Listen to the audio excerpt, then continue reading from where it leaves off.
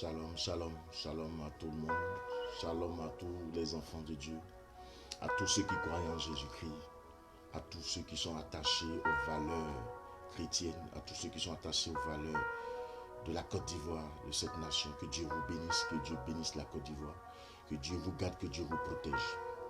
Je parle sur ma terre natale, je parle sur la terre de la Côte d'Ivoire. Ô Côte d'Ivoire, bienheureuse es-tu, terre de béni. Je prie le Seigneur que la grâce de Dieu soit sur cette nation. Que tout ce qui est velléité de Satan de pouvoir désorganiser, déprogrammer cette nation soit rejeté. Je parle à la Côte d'Ivoire. Ô Côte d'Ivoire, tu es béni entre les nations. Dieu t'a fortifié, Dieu t'a gracié de tant d'ethnies, de tant de personnes. Oui, où l'union se fait dans cette nation. Ô Côte d'Ivoire, tu t'es ouvert au monde, tu t'es ouvert aux nations environnantes pour que la paix règne. Et pour cela, ô Côte d'Ivoire, tu es brisé. Ô Côte d'Ivoire, pour cela, tu es attaqué. Pour cela, tu es envié. Mais je te garantis, ô Côte d'Ivoire, que tu es béni. Dieu vient à ton secours, Dieu vient à ton aide.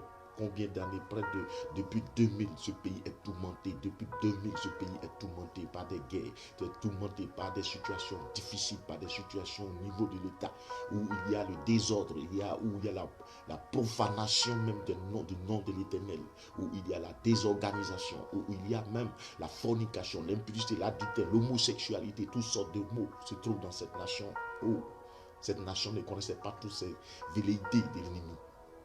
Toutes ces situations, la Côte d'Ivoire ne la connaissait pas. Et depuis 2000, la Côte d'Ivoire vit des moments difficiles. Je demande à tous les chrétiens d'avoir une pensée à chaque fois qu'ils font sur genou pour la Côte d'Ivoire. Priez pour la nation ivoire. Priez pour la Côte d'Ivoire. Priez pour la Côte d'Ivoire. Prions ensemble. À tous ceux qui sont tourmentés, à tous ceux qui sont bousculés par les épreuves de la vie, je vous dis de ne pas baisser les bras. Ne baissez pas les bras. Ne baissez pas les bras. Croyez toujours en Jésus-Christ de Nazareth. Croyez en l'Éternel de l'armée, le roi des gloires. Croyez qu'il peut faire quelque chose pour vous. Vous savez, on n'est pas tous même chose. Tu peux sortir du ventre d'une femme. Ton frère peut sortir du ventre de cette femme. Mais vous n'êtes pas même chose. La preuve en est que vous avez des empreintes différentes. Ta vie est particulière. Tu n'es pas obligé de copier la vie de quelqu'un. Tu n'es pas obligé de regarder quelqu'un par rapport à son évolution pour pouvoir avoir peur de ton demain, de ton lendemain. Non, n'aie pas peur. Tout est dans la main de Dieu. Tout est dans la main de Dieu. C'est une question de consécration. C'est une question de vue. Croyez en Jésus-Christ. Attachez-vous à Jésus-Christ. Cherchez Jésus-Christ pendant qu'il fait jour. Cherchez-le, recherchez-le. Je demande à toute la jeunesse ivoirienne, de se détourner des œuvres du diable, de se détourner des œuvres de la franc-maçonnerie, de se détourner des œuvres occultes, mais de t'attacher véritablement au Seigneur. Attachez-vous véritablement au Seigneur. Attachez-vous véritablement au Seigneur. Consacrez-vous à Dieu. Priez le Seigneur. Vous savez, la vie chrétienne n'est pas facile. La vie humaine même n'est pas facile. Il y a des hauts, il y a des bas. Il y a des moments où tu peux être en phase avec les démons, en phase avec les œuvres négatives, mais ne baisse pas les bras. Il y a des moments où tu peux être en phase avec le péché. Tu peux commettre le péché, tomber même plus bas de l'échelle du péché. Mais ne baisse pas les bras. Relève-toi quand il est encore temps. Relève-toi et continue ta marche. Continue de marcher. Continue de marcher.